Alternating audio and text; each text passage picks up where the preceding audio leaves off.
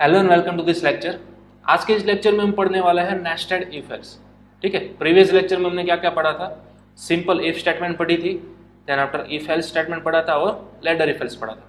अब आगे एक और स्टेप आता है नेस्टेड इफ एल्स। तो यहाँ पर आप फिगर के अंदर देख सकते हो नेस्टेड इफ एल्स का कुछ कोडिंग का स्ट्रक्चर कुछ इस तरह से हमें दिया गया है, राइट।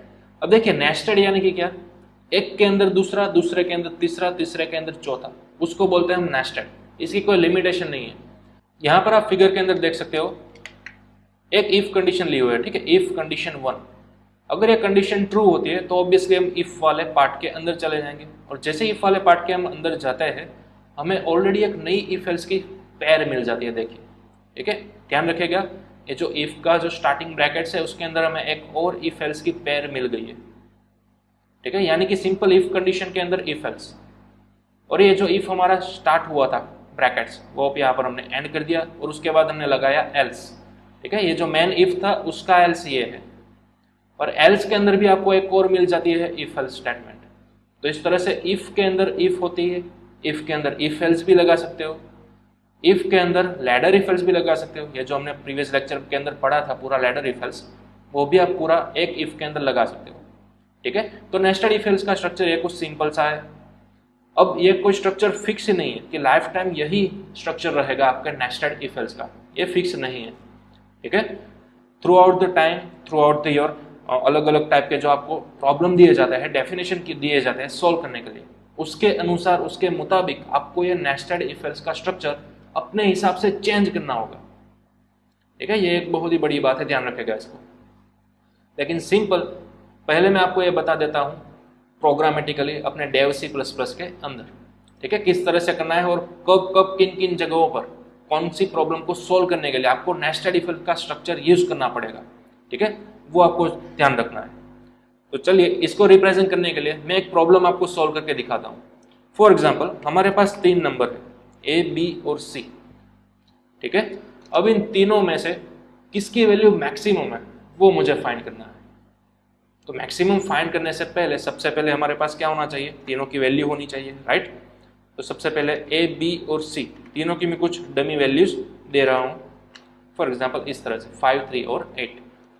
ओके, अब हमारे पास तीनों की वैल्यू आ चुकी है। अब हमें क्या फाइंड करना है, 3 में से मैक्सिमम कौन है वो मुझे फाइंड करना है प्रोग्रामेटिकली। इन तीनों की वैल्यू को देखने के बाद as a human, as a person, हमें तो पता चल ही गया है, राइट, कि C की वैल्यू ही मैक्सिमम आने वाली है। लेकिन अब हमें सोचने के लिए प्रोसेस करनी है मशीन के पास। मशीन को डिसीजन लेने के लिए हमें समझाना है। हम ऐसा तो क्या कोडिंग करेंगे कि मशीन अपने आप समझ लेगा, मशीन अपने आप इन तीनों की कंपैरिजन करेगा और हमें आउटपुट के अंदर दे देगा कि for example C is maximum. इस तरह का कोडिंग मुझे कुछ करना है। तो सबसे पहले हमें स्ट्रैटेजी बनानी होगी, राइट। हमारे पास 3 अलग अलग नंबर है A, B और C। सबसे पहले मैं कौन से नंबर को किन के साथ कंपेयर करूंगा वो मुझे स्ट्रैटेजी सबसे पहले बनानी होगी, अदरवाइज हमारा काम नहीं करेगा। ठीक है, अगर आप सोच रहे होगे कि सर क्या मैं इफ के अंदर तीनों को एक ही साथ कंपेयर नहीं कर सकता कि A वो है B से भी बड़ा होगा और वो C से भी बड़ा होगा, देन आफ्टर अगर ये कंडीशन ट्रू होगी तो मैं यहाँ पर बता दूंगा A इज मैक्सिमम। नहीं, इस तरह से नहीं हो सकता। ठीक है, ग्रेटर देन ऑपरेटर या फिर लेस देन कोई भी ऑपरेटर हो, लॉजिकल या फिर रिलेशनल, उसके थ्रू आप कोई 2 कैरेक्टर को ही, कोई 2 वैल्यू को ही क्या कर सकोगे, कंपेयर कर सकोगे। ठीक है, तो इसको अभी आपको खास ध्यान रखना है। तो मतलब कि ये जो तीसरा वाला वैल्यू है, वेरिएबल है, वो मुझे निकालना होगा। ध्यान रखिएगा, ग्रेटर देन या फिर लेस देन कोई भी वैल्यू हो, कोई भी ऑपरेटर हो, यहाँ पर आप उसके थ्रू कोई 2 वेरिएबल को ही कंपेयर कर सकोगे। ठीक है, तो इसको ध्यान में रखते हुए हमें एक स्ट्रैटेजी बनानी होगी। सबसे पहले मुझे A को B के साथ कंपेयर करना चाहिए या फिर C के साथ कंपेयर करना चाहिए। ठीक है, वो आपके ऊपर है, आप कोई भी स्ट्रैटेजी बना सकते हो। तो वो स्ट्रैटेजी को समझने के लिए मैं आपको एक फ्लो डायग्राम दिखा रहा हूँ, इसको ध्यान से आप समझिएगा। अभी फिलहाल आप अपनी स्क्रीन पर देख सकते हो, ये फ्लो डायग्राम है। ठीक है, यहाँ पर लिखा हुआ है नेस्टेड इफ एल्स का स्ट्रक्चर फॉर 3 नंबर्स। हमारे पास 3 नंबर है, राइट, A, B और C। अब प्रोग्रामेटिक के अंदर यहाँ पर आप इस तरह का जो डायग्राम देखने को मिलता है इसको आप बोलोगे फ्लो डायग्राम। क्या बोलोगे? Flow diagram. अब कोई भी प्रॉब्लम हो उसको सोल्व करने के लिए एक फ्लो डायग्राम सबसे पहले आपको अपने बुक के अंदर बनाना होगा। यहाँ पर आप कई तरह के शेप देख सकोगे, ठीक है, उस सभी शेप का कुछ मतलब होता है। चलिए समझते हैं 1 बाय 1। सबसे पहले आपको प्रोग्राम स्टार्ट करना है। तो प्रोग्राम को स्टार्टिंग करने के लिए आपको फ्लो डायग्राम के अंदर डिनोट करना होगा सर्कल से। ठीक है, एक बार अगर आप सर्कल इस तरह से ड्रॉ करोगे यानी कि आपका प्रोग्राम स्टार्ट हो चुका है। अब डाउन एरो यानी कि नेक्स्ट स्टेप, प्रोग्राम स्टार्ट हो जाने के बाद नेक्स्ट स्टेप हमें क्या करना है, तो कि रीड करना है ए बी और सी को, यानी कि ए बी और सी की वैल्यू हमें रीड करनी है, सेट करनी है। तो ये स्टेप हमने ऑलरेडी कर लिया है, देखिए। ठीक है, ए की बी की और सी की वैल्यू हमने ऑलरेडी रीड कर ली यानी कि सेट कर दी इस तरह से। ठीक है, तो ये हमारा दूसरा स्टेप भी यहाँ तक हो गया। अब वैल्यू को सेट करने के लिए या फिर रीड करने के लिए आप कौन से शेप का यूज करोगे, रेक्टेंगल शेप का यूज करोगे इस तरह से। ठीक है, तो यहाँ तक आई थिंक क्लियर हो गया आपको। अब मेन चीज आती है नेक्स्ट स्टेप। तीनों की वैल्यू सेट करने के बाद नेक्स्ट स्टेप क्या आता है, कंपैरिजन करना है। देखिए, एक नई कंडीशन हमारे पास है, ए ग्रेटर देन बी। ठीक है, ये कंडीशन हमें क्या करनी है, चेक करनी है। तो कंडीशन चेक करने के लिए हमारे पास ऑलरेडी कौन सा स्ट्रक्चर है, इफ का स्ट्रक्चर है। ठीक है, तो स्टेप बाय स्टेप हम फॉलो करेंगे फ्लो डायग्राम को। देखिए, इफ के अंदर आपको क्या लिखना है, ए ग्रेटर देन बी, यानी कि सबसे पहले आपको कौन से दो नंबर को, कौन से दो वेरिएबल को चेक कराना है, कंपेयर कराना है, ए और बी को। राइट, सबसे पहले मैंने क्या कहा, ए ग्रेटर देन बी। अब यह कंडीशन या तो ट्रू होगी या तो फॉल्स होगी, हम सभी को मालूम है। ठीक है, बेस्ड ऑन अवर वैल्यू, ये कंडीशन या तो ट्रू होगी या तो फॉल्स होगी। अगर ये कंडीशन ट्रू होती है तो हम कहाँ जाएंगे, इफ के अंदर जाएंगे। अगर ये कंडीशन फॉल्स होगी तो हम कहाँ जाएंगे, एल्स के अंदर जाएंगे। राइट, तो साथ ही साथ में एल्स पार्ट भी अपना बना देता हूँ। ये हमारा इफ पार्ट हो गया, ये एल्स पार्ट हो गया। अगर ये कंडीशन ट्रू होगी तो हम इफ के अंदर जाएंगे, अगर ये कंडीशन फॉल्स होगी तो हम एल्स के अंदर जाएंगे। ठीक है, ये हमारा थर्ड स्टेप हो गया। देखिए, फ्लो डायग्राम के हिसाब से ए ग्रेटर देन बी, अगर ट्रू होगा तो हम इफ के अंदर जाएंगे, अगर फॉल्स होगा तो हम एल्स के अंदर जाएंगे। राइट, तो चलिए सबसे पहले ट्रू वाला पार्ट देख लेते हैं। ध्यान रखिएगा, कोई भी कंडीशन को फ्लो डायग्राम के अंदर रिप्रेजेंट करने के लिए आपको इस तरह का डायमंड शेप यूज करना है।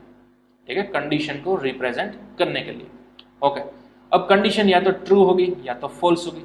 ठीक है, इसलिए मैंने यहाँ पर लिखा है ट्रू या फिर फॉल्स। ट्रू फॉल्स को दिखाने के लिए हमें क्या बनाना होगा, इफ का पार्ट और एल्स का पार्ट।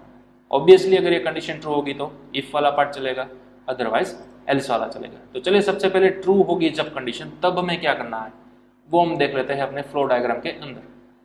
ठीक है, तो यहां पर आप देख सकते हो, अगर ये कंडीशन ट्रू होगी तो हमें एक और कंडीशन चेक करानी है। देखिए, ए ग्रेटर देन सी।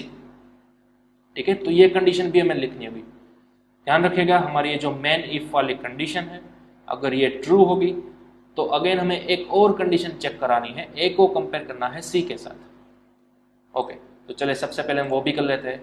ध्यान रखिएगा, फ्लो डायग्राम ने हमें क्या कहा, अगर ये कंडीशन ट्रू हो गई यानी कि ए की वैल्यू अगर बी से बड़ी हो गई तो आपको यहाँ पर डायरेक्टली प्रिंटफ नहीं करना है कि ए इज मैक्सिमम।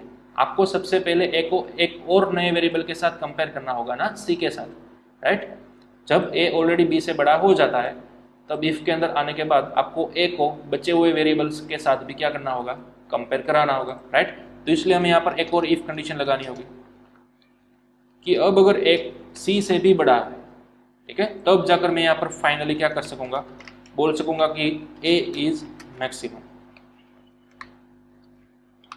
ठीक है, इस तरह से। अब मैंने यहाँ पर क्या बोल दिया, ए इज मैक्सिमम। मैं ए को कब बड़ा बोल सकूंगा, जब वो बी से भी बड़ा होकर आया होगा और जब वो सी से भी बड़ा होकर आया होगा, तब जाकर मैं बोल सकूंगा ए इज मैक्सिमम, यानी कि जब ये कंडीशन ट्रू होगी तब। ओके, अब हमारे पास एक और पॉसिबिलिटी है, अगर ये कंडीशन फॉल्स होगी तो हम कहाँ जाएंगे, तो हम इसके एल्स में जाएंगे ना, तो इसका एल्स भी हमारे पास होना चाहिए। राइट, ध्यान रखिएगा, स्ट्रक्चर के अंदर कंफ्यूज मत होएगा, स्टेप बाय स्टेप मैं आपको बता रहा हूँ। ओके, सबसे पहले हमने क्या किया, ए को बी के साथ कंपेयर किया। राइट, ये कंडीशन ट्रू कब होगी, जब ए की वैल्यू बड़ी होगी तब। राइट, जब ए की वैल्यू बड़ी होगी यानी कि वो ऑलरेडी बी से बड़ा होकर आया है यहाँ पर अंदर, तो अंदर आने के बाद हमने एक बार और ए को कंपेयर कराया सी के साथ। अब अगर ए सी से भी बड़ा हो गया तो फाइनली हम बोल सकते हैं A is max. Right, otherwise else के अंदर हम कब जाएंगे, जब ये कंडीशन हमारी फॉल्स होगी। ये कंडीशन कब फॉल्स होगी, जब सी की वैल्यू बड़ी होगी तब ये कंडीशन फॉल्स होगी और हम एल्स के अंदर डाइवर्ट हो जाएंगे। तो यहाँ पर ऑब्वियसली आपको क्या लिखना है, सी इज मैक्सिमम। क्लियर, ध्यान रखेगा, ए ऑलरेडी बी से बड़ा होकर ही आया था तो बी की तो हम बात ही नहीं करने वाले। राइट, तो अब हम ए को कंपेयर कराएंगे सी के साथ जो कि बाकी बचा हुआ था। अब अगर ए सी के साथ भी बड़ा हो गया देन फाइनली हम बोल सकेंगे ए इज मैक्स। अदरवाइज जब ये कंडीशन फॉल्स होगी तब हम एल्स के अंदर जाएंगे। एल्स के अंदर हम क्यों जाएंगे? जब यहाँ पर सी की वैल्यू बड़ी हो जाएगी तब। तो अब हम एल्स के अंदर जाएंगे और फाइनली हम बोल देंगे सी इज मैक्स। दैट्स ऑल, इतना आपको करना था। ध्यान रखिएगा जितना पार्ट मैंने अभी फिलहाल सिलेक्ट किया हुआ है इफ एल्स वाला, वो पूरा इफ एल्स वाला पार्ट हमने कहाँ पर लिखा है?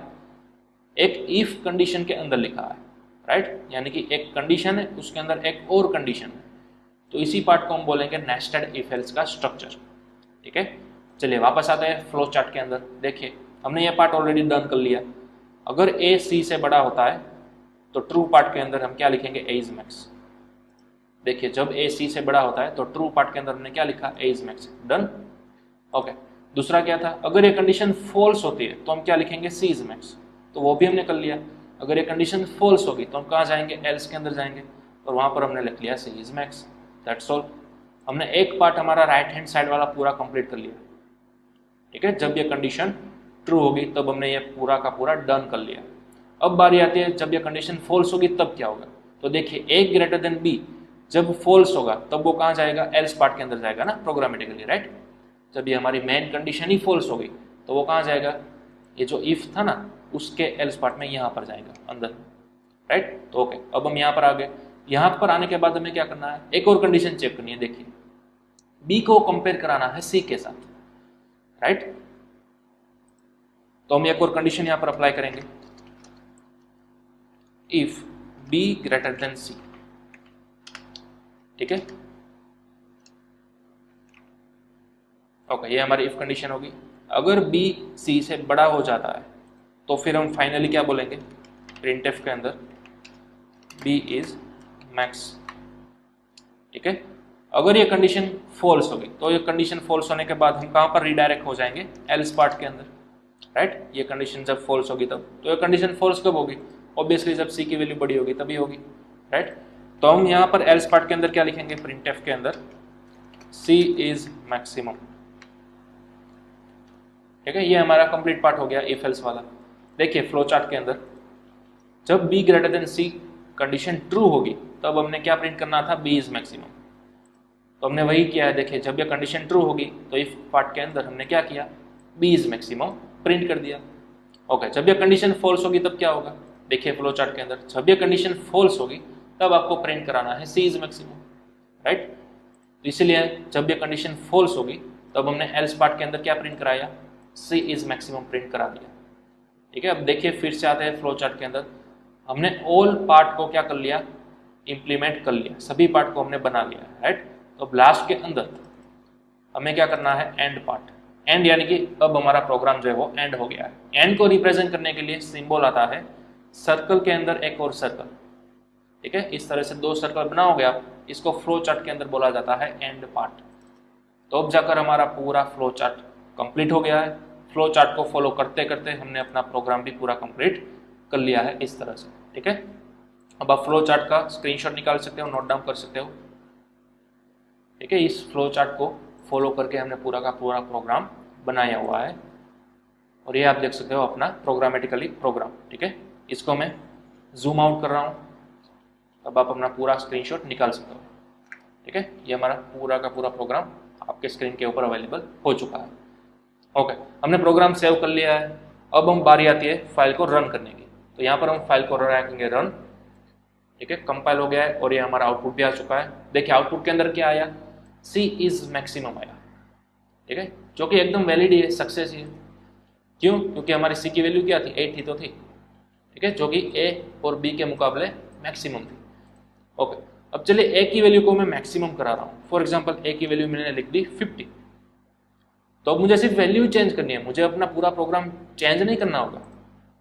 ठीक है, हमने तो प्रोग्राम पूरा का पूरा परफेक्ट ही बनाया है। तो प्रोग्राम के अंदर आपको कभी भी ऑटोमेटिक चेंज नहीं करना है। ऑटो डिटेक्ट कर लेगा आपका सिस्टम कि मुझे इस प्रोग्राम को फॉलो करना है, जैसे जैसे मुझे इंस्ट्रक्शन दिए गए हैं मैं उसे फॉलो करूंगा और वही वाली चीज़ प्रिंट कराऊंगा। तो अब आपको सिर्फ यहाँ पर वैल्यू चेक करनी है, चेंज करनी है। ठीक है, फाइल को रन करनी है और देखिए आउटपुट के अंदर क्या आ गया? ए इज मैक्स। तो ऑटोमेटिक कंप्यूटर अब आपका डिसाइड कर लेगा कि तीनों नंबर में से कौन सा बड़ा है। ठीक है, किसकी मदद से? जैसा हमने यहाँ पर बनाया नेस्टेड इफ एल्स का स्ट्रक्चर उसकी मदद से। ठीक है, चलिए बी को भी वेरीफाई कर लेते हैं। बी की वैल्यू मैं बड़ी कर देता हूँ 301। फाइल को करेंगे रन, तो अब देख सकते हो आप बी इज मैक्स आ चुका है, राइट। तो इस तरह से हमने देखा नेस्टेड इफ एल्स की मदद से आप 3 नंबर में से मैक्सिमम वैल्यू किस तरह से निकाल सकते हो। ठीक है, ये आपने बनाया आपका नेस्टेड इफ एल्स का स्ट्रक्चर। ध्यान रखिएगा, अगेन मैं बोल रहा हूँ, नेस्टेड इफ एल्स का स्ट्रक्चर हर बार इसी तरह का सेम टू सेम नहीं आने वाला। आपको प्रोग्राम की रिक्वायरमेंट समझनी है, अपने हिसाब से आपको अलग अलग टाइप के क्या करने हैं, नेस्टेड इफ एल्स के स्ट्रक्चर बनाने हैं। ठीक है, ऐसा फिक्स नहीं है कि इफ के अंदर इफ आ गया अब बस अब आगे नहीं बढ़ेगा। अब इस इफ के अंदर भी एक और इफ एल्स आ सकता है, राइट। इस इफ वाले के अंदर भी एक और इफ एल्स आ सकता है, बेस्ड ऑन योर प्रोग्राम की डेफिनेशन। आपको प्रॉब्लम किस तरह का दिया गया है उसके ऊपर बेस करता है। ठीक है, तो आपको शांति से सबसे पहले क्या कराना है, अपने प्रोग्राम की डेफिनेशन को समझना है। फर्स्ट स्टेप तो ये होना चाहिए। आपको प्रोग्राम क्या कहा है कि find the maximum value out of 3 numbers. तो सबसे पहले आपको 3 नंबर ले लेना है, उसकी वैल्यू सेट कर देनी है। अब दूसरा स्टेप क्या आता है, आपको इस तरह का कुछ फ्लो चार्ट बनाना है। ठीक है, ये तो मैंने ऑलरेडी पहले से बनाया हुआ था, लेकिन आपको क्या करना है, अगर 3 नंबर में से मैक्सिमम वाला चाहिए फ्लो चार्ट, तो आपको खुद से इस तरह से बनाना होगा। पहले इस तरह की स्ट्रैटेजी बनानी होगी, ठीक है, अपने बुक के अंदर। अदरवाइज डायरेक्टली आप प्रोग्राम पहली बार तो कभी भी नहीं कर सकोगे। जैसा कि आपको फिलहाल अपने स्क्रीन पर डायग्राम दिख रहा है, वैसा ही आपको सेम टू सेम बनाना होगा अपने बुक के अंदर। 1 बाय 1 फॉलो करते जाइए, आपकी स्ट्रैटेजी अपनी खुद की बनाइए। मैंने यहाँ पर स्टार्टिंग में कंडीशन क्या ली देखिए, ए और बी को कंपेयर कराया ना, ए ग्रेटर देन बी, राइट। तो ऐसा जरूरी नहीं है कि आप भी यही प्रोसीजर फॉलो करें। फॉर एग्जाम्पल आप बी और सी को भी पहले यहाँ पर कंपेयर करा सकते थे, तो उस तरह से आगे बढ़िए 1 बाय 1। ठीक है, ऐसा कंपलसरी नहीं है कि पहली फर्स्ट कंडीशन ए ग्रेटर देन बी ही होनी चाहिए। यहाँ पर आप ए को सी के साथ भी यहाँ पर सबसे पहले कंपेयर करा सकते हो, तो आपको यहाँ पर लिखना होगा ए ग्रेटर देन सी। ठीक है, अगर ये कंडीशन ट्रू होगी तो अब आपको यहाँ पर कंपेयर क्या कराना होगा, ए ग्रेटर देन बी।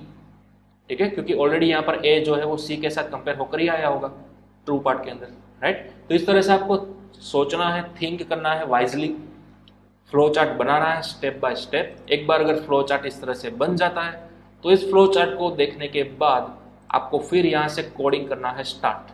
अगर डायरेक्टली कोडिंग स्टार्ट करोगे विथआउट मेकिंग फ्लो चार्ट तो कभी भी आपका फर्स्ट टाइम कोडिंग सक्सेसफुल नहीं जाएगा।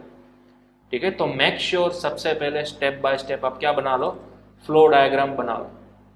ठीक है, ईच एंड एवरी प्रॉब्लम का फ्लो डायग्राम आपकी बुक के अंदर सबसे पहले ड्रॉ होना चाहिए, और इसी को फॉलो करने के बाद आप फिर अपने आप से नेस्टेड इफ एल्स का स्ट्रक्चर बना सकोगे, अदरवाइज कभी भी नहीं बना सकते। ठीक है, तो फर्स्ट टाइम आपको कंपलसरी फ्लो डायग्राम बनाना ही बनाना है, उसके बाद यहाँ से प्रोग्राम करना स्टार्ट कीजिए, अदरवाइज कभी भी आप समझ नहीं पाओगे कि ये हो क्या रहा है और क्यों मेरा स्ट्रक्चर इस तरह से बना हुआ है। ठीक है, तो यह था हमारा नेस्टेड इफ एल्स का स्ट्रक्चर। अगेन मैं दोबारा से रिपीट करूंगा, नेस्टेड इफ एल्स का स्ट्रक्चर सेम टू सेम कोई भी प्रोग्राम के अंदर ये वाला नहीं आएगा। ईच एंड एवरी प्रोग्राम के अंदर डिफरेंट ही आना है। ठीक है, डिफरेंट ही स्ट्रक्चर आपका आएगा, डिफरेंट ही कोडिंग आपको करनी पड़ेगी। ठीक है, तो all depends on your flow diagram. Flow diagram सबसे पहले बनाना है, उसके बाद आप बड़ी आराम से उसको कन्वर्ट कर सकोगे कोडिंग के अंदर। क्लियर, तो यह था हमारा प्रोग्राम 3 नंबर में से मैक्सिमम फाइंड करने के लिए। ठीक है, इस तरह से हमने समझा नेस्टेड इफ एल्स का क्या इंपॉर्टेंस है, किस तरह से क्रिएट करते हैं based on your flow diagram. Okay, चलिए तो इसको नजर में रखते हुए सबसे पहले मैं आपको दे रहा हूं आपका होमवर्क।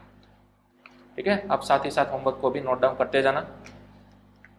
ओके, एक प्रोग्राम तो मैंने यहाँ पर करा दिया, find maximum value out of 3 numbers. ठीक है, तो एक और प्रोग्राम मैं दे रहा हूं, फाइंड मिनिमम वैल्यू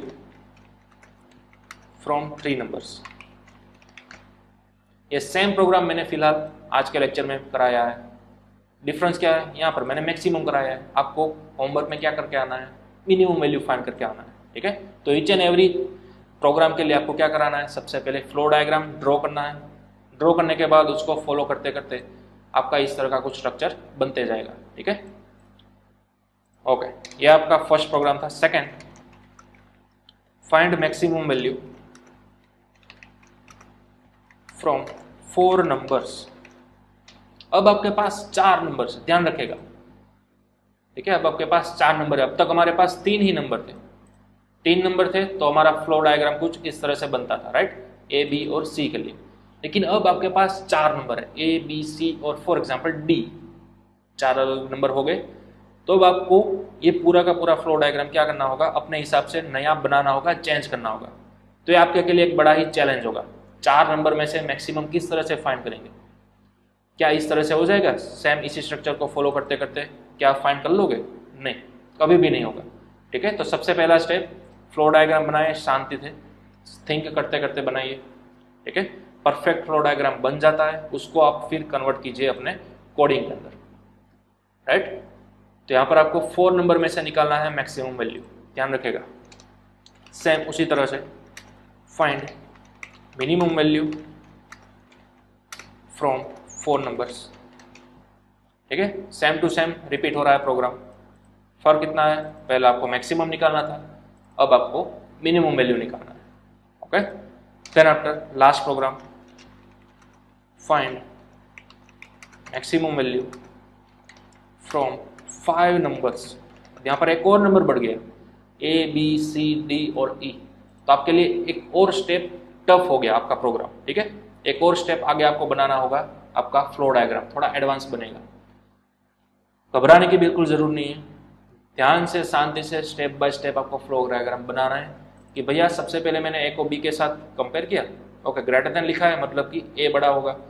और अब अगर ए बड़ा हो गया है तो अब ए को कंपेयर कराने की बारी आई सी के साथ। अब ये इसमें भी ए बड़ा हो गया तो अब ए को मैं किसके साथ कंपेयर कराऊंगा? डी के साथ कंपेयर कराऊंगा। एक स्टेप और आपको आगे बढ़ना है। ठीक है, इस तरह से स्टेप बाय स्टेप आपको आगे बढ़ना है। ध्यान रखिएगा, आपका फ्लो डायग्राम सबसे पहले बनाना है, देन आफ्टर उसको फॉलो करने के बाद आपको कोडिंग करना है। ठीक है, हो सकता है कई बार आपको नेस्टेड इफ के अंदर भी एक और इफ एल्स लगाना पड़े, उसके अंदर भी एक और इफ एल्स लगाना पड़े, तो आपको लगाना है। ठीक है, कोई दिक्कत नहीं है, जितना चाहे बड़ा उतना कोडिंग होने दो, कोई दिक्कत नहीं है, लेकिन परफेक्ट कोडिंग करनी है आपको। ठीक है, ये 4 प्रोग्राम आप अगर सक्सेसफुल कर लोगे तो आप क्लियर हो चुका होगा नेस्टेड इफ एल्स। ठीक है, तो आई होप ये चारों के 4 प्रोग्राम आप कवर कर लोगे। एक ही दिन के अंदर आपको ये सब कवर करना है, क्योंकि नेक्स्ट लेक्चर के अंदर हमें आगे बढ़ना है अपने नए टॉपिक के साथ, जिसका नाम है स्विच केस और टर्नरी ऑपरेटर।